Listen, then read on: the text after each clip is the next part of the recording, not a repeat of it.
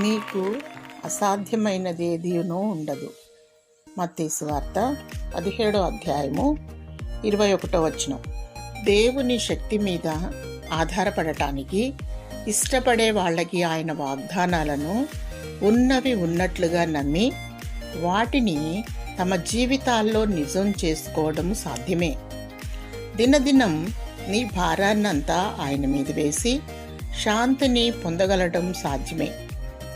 మన మనస్సులోని ఆలోచనలను, అభిప్రాయాలను నిజంగా పరిశుద్ధపరచుకోవడం అన్నది తేలిక. ప్రతి దానిలోనూ దేవుని చిత్తాన్ని చూడడం, దానికి నిట్టూర్పుతో కాక సంగీతాలతో తల వంచటం సాధ్యమే. ప్రతి దినం, ప్రతి గంట, ప్రతి క్షణం క్రీస్తులో పరిశుద్ధాత్మ శక్తి ద్వారా దేవునితో నడవటం కంటే తక్కువైన అనుభవాన్ని కోరుకోము. మనకిష్టం వచ్చినంతగా దేవుణ్ణి మనం వాడుకోవచ్చు. మన ఖజానా తాళం చెవుల్ని క్రీస్తు మన చేతిలో పెట్టాడు.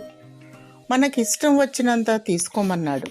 ఏదైనా బ్యాంకు ఇనప పెట్టి తెరిచి ఒక మనిషిని నీ ఇష్టం వచ్చినంత తీసుకోమంటే అతను ₹1 మాత్రమే తీసుకొని బయటకు వచ్చేస్తే అతడు పేదవాడైనందున ఎవరిది తప్పు?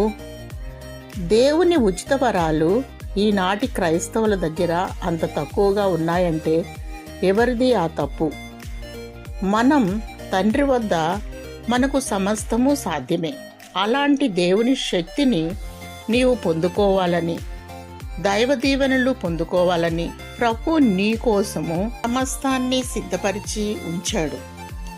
నీవు తీసుకోవడం నీకు సాధ్యమే. నీవు ఈ లోకంలో ప్రతిదీ సాధ్యపరచుకోవాలని ఆయన ఆశిస్తూ నీ కొరకు సమస్తాన్ని సిద్ధపరిచినటువంటి దేవునికి కృతజ్ఞతాస్తుతులు చెల్లించి దైవ దీవెనలు పొందు. దేవుడు నిన్ను దీవించి ఆశీర్వదించునుగాక.